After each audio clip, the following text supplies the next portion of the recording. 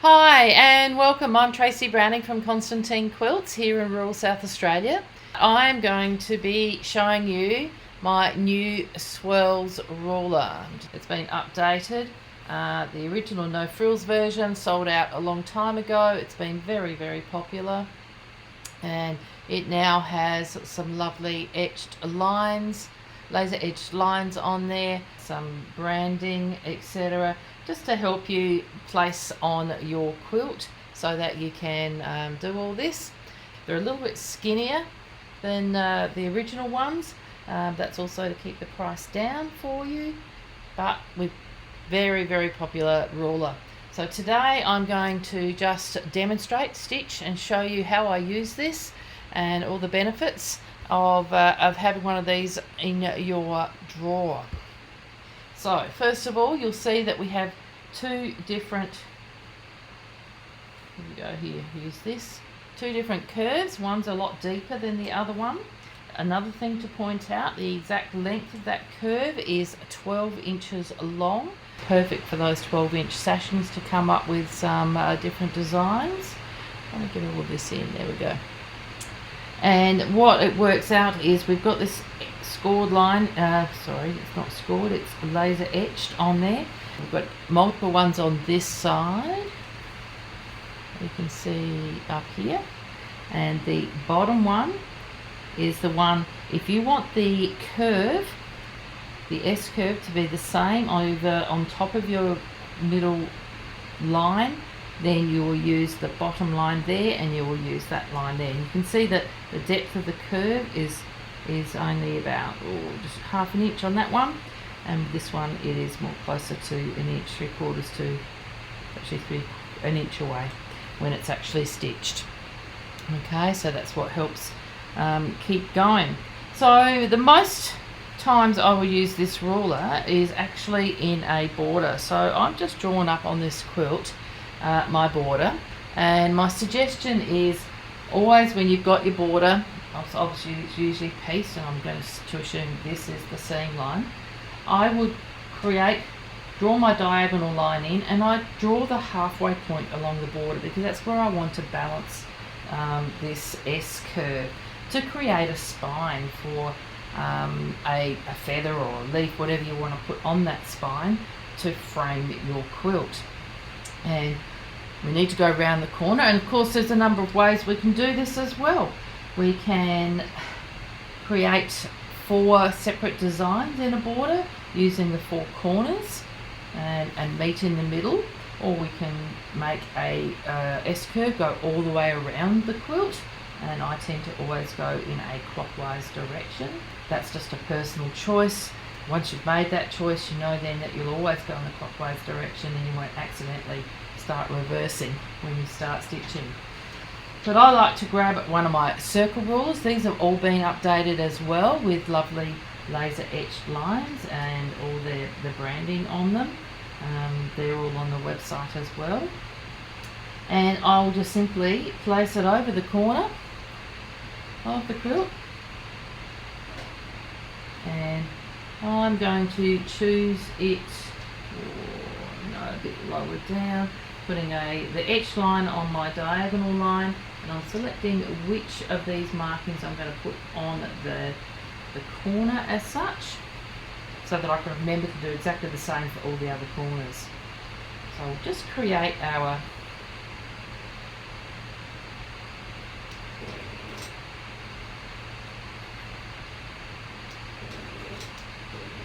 Now I can't see any comments that you're making, so I'll come back. If you want to put any questions on this video, please leave a comment and I will come back and answer them once I've finished doing all the stitching. Okay, I'm going to leave my needle down. I'm going to stitch 3/4 around this ruler, and I do have an extended base on until I get to the center line again. Now I'm going to choose the deeper curve for this 6-inch wide border, just then I can fill it all up. So deeper curve, here we go. You can flip it over and make it work And I'm just going to line that up, the hook, the end of the ruler, you see there, just will grab hold of the foot, and on the other end of the ruler I'm putting that etched line on my chalked centre line to keep it straight. And then you must have an extended base on for ruler work, and you always take your time and reposition your hands to make sure you have full control at all times, and then it will automatically stop, and I can move the ruler on and continue all the way across the quilt till we get to the other side. But you're never sure on the width of your quilt on whether it's all going to match up. So I also have a centre line, a line right in the centre of that border, just to make sure, because you know if you want it to match up, you need to have it equal there. So I can adjust it as I go to make sure. There's a piece of chalk. I need that curve to stop the same distance from that centre line over here. The camera's going to show that because I've got the needle down. So if I need to adjust this curve, I will adjust it at the halfway point. I'll come to the halfway point, I will scoot the ruler along until the centre of the ruler, you see how I've got a centre line marked, lines up with the mark I've made on the other side of the centre line of the border, and that way I have adjusted it. Does that make sense? For this exercise, I'm just going to go to the centre as if I'm going to stop quilting and create a design in the four corners. So I need to remember what I'm doing. I will line this up and I'm going to stop at the centre, and I'm going to tie off and I'll create a design around that. I'm going to break my thread for now. And there you've got a beautifully stitched spine to put feathers on.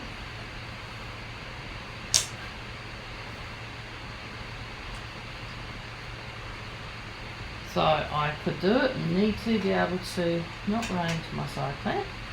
Bring that over here. Okay, when I start off doing a feather, I'm going to give myself a bit of room so I can come and meet it later. Bring up my thread, secure it. And I always start off with a bit of a hook feather so that I can come in and meet it again later. And think about the angle of the spine to the feather to the spine, and keep it at about 45 degrees. It will help make it meet. So there's my hook.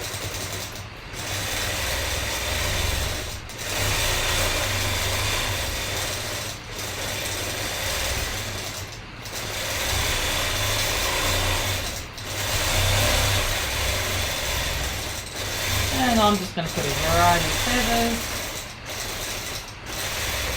to fill the space.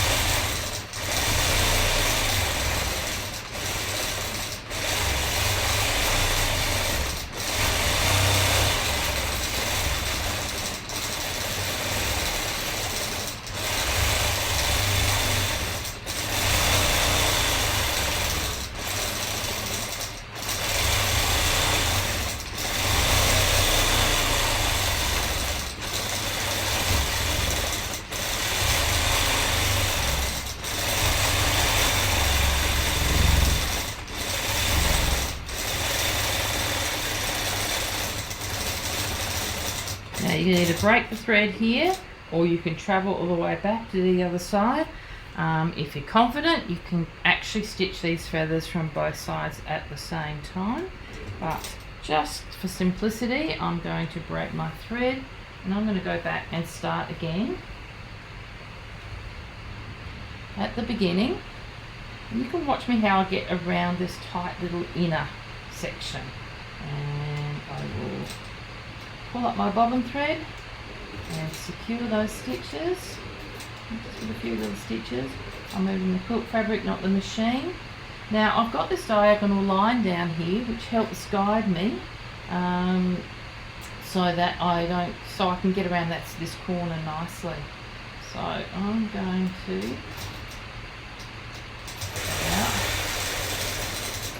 my hook.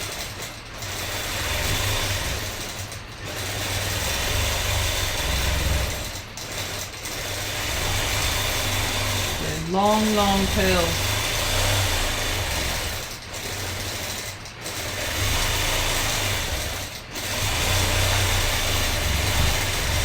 And then I can continue.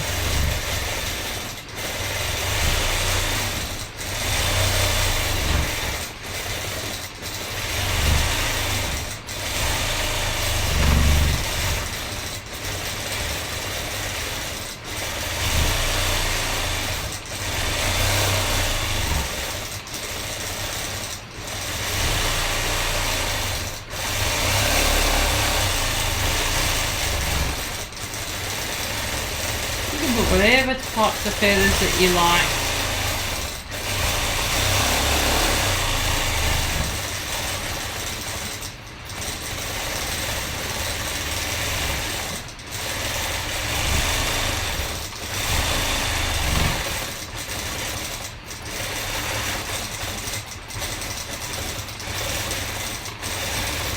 Just put something a little bit different at the top.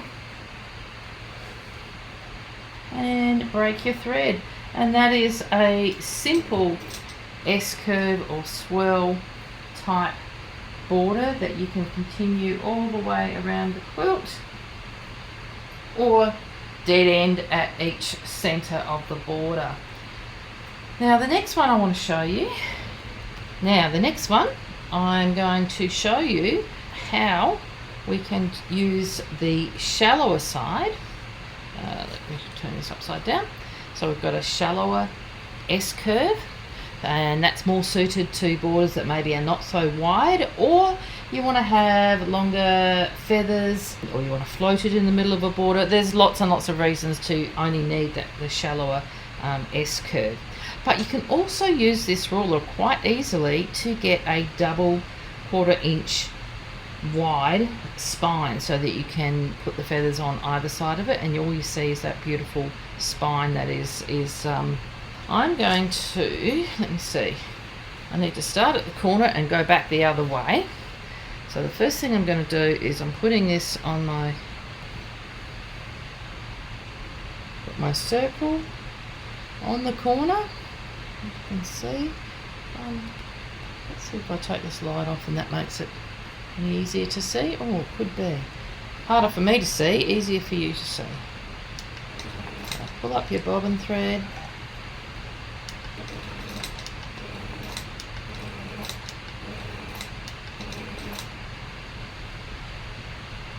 And I'm going to stitch.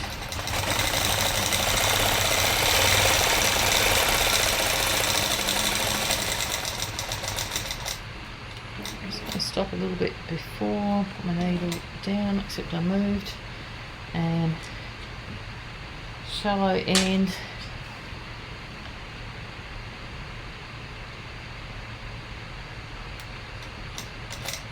Back to the line.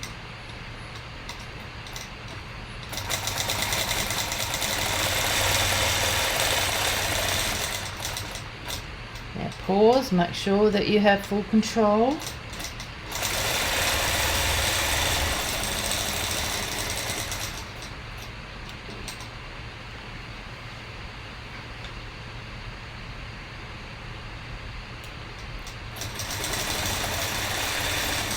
Okay, now I'm just going to move it up 1/4 inch, the width of the foot, and I can put the ruler itself, the edge of the ruler, on the stitching, and I can come back the other way. And I can now move this so that it is on the stitching line, and I'm basically I'm echoing my stitching. I can just see the stitching line through the edge of the acrylic, and I can maneuver it just so that I can see it. Where is it? There.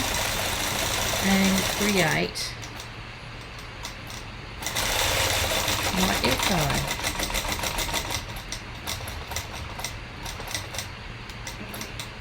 There. So I'm not sure you can see this beautiful, if I have my lights on it's easier for me to see. And normally I would go and grab the next size up ruler so I don't have to move, but if you don't have it, guess what? You can still just see the edge of the stitching under the edge of the circle, and as the foot's going around you can maneuver it so that it is still echoing.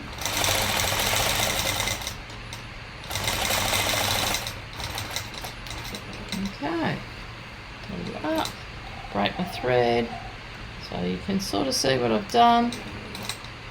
Actually, I didn't need to break my thread, I could have kept stitching.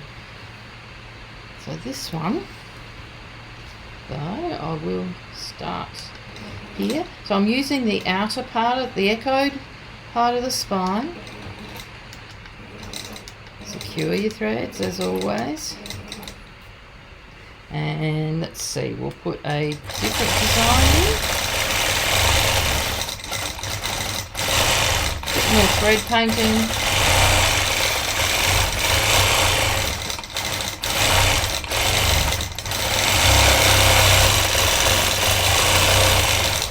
Make it curl around.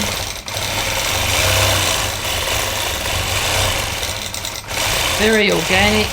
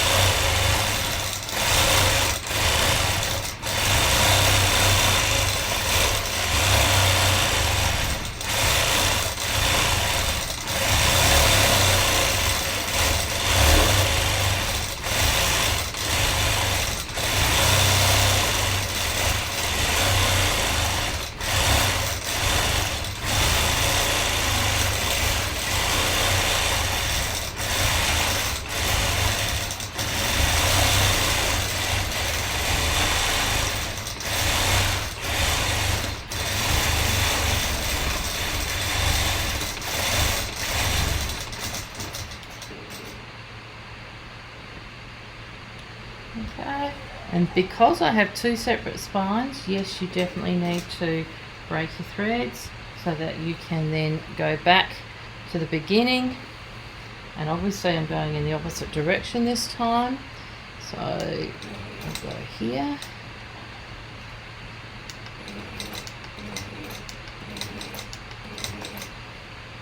And get these to curl around so I can have to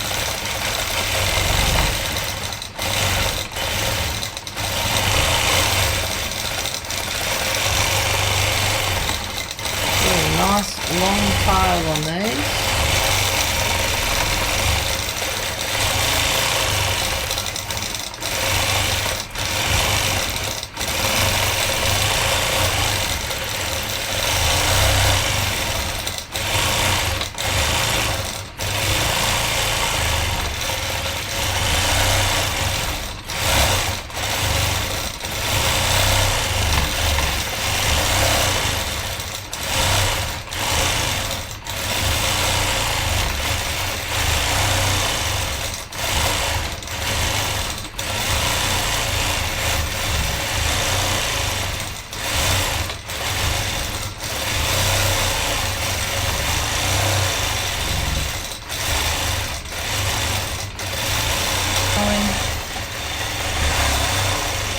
now it doesn't like it at all.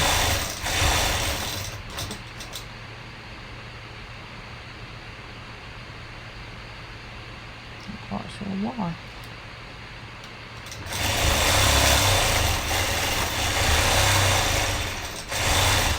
So if this was on a customer quilt, I would definitely be stopping and sorting out that thread, and I've got a feeling I know what it was.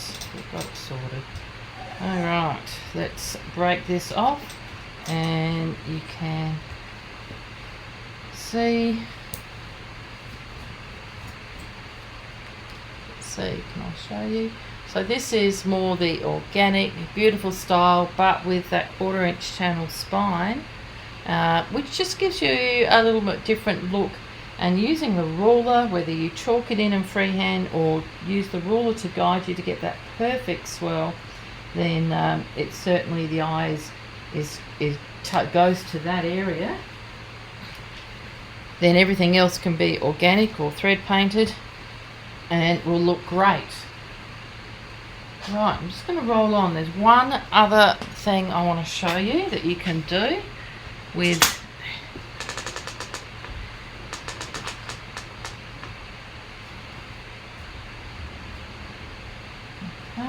let's see, we can see now here I've just chalked in a 12 inch by 3 inch sashing, quite a common size, but the reason why I've chosen that is because this swirl is exactly, it will stitch out a 12 inch S curve.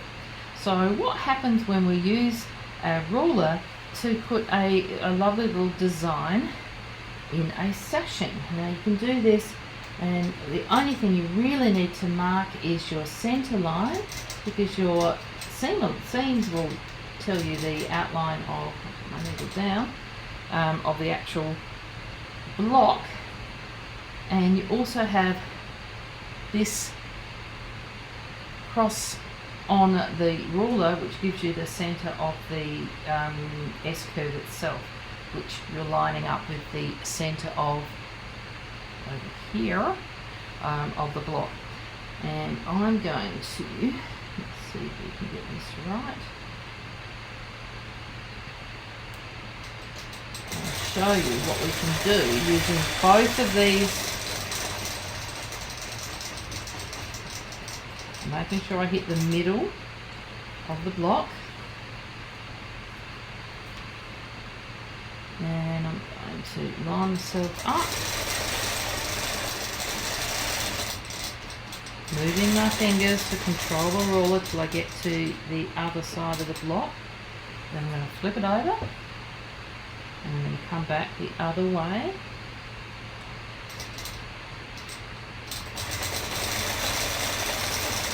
Making sure I cross over in the middle, reposition my fingers,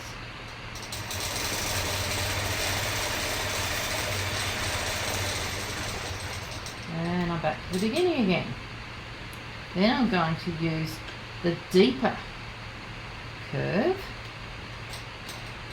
I'm about to shred this thread, it's not behaving.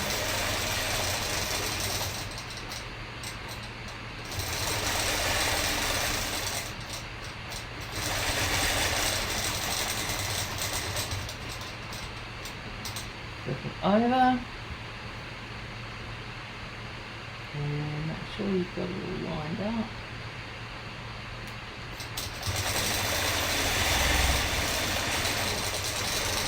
And you're crossing over in the middle. Reposition your hand.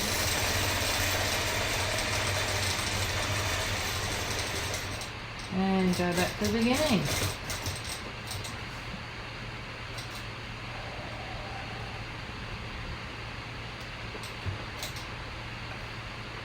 Clean that up, and you'll see a really cute little sashing design that you can quickly do just by simply having your center line marked and the center of the the block marked.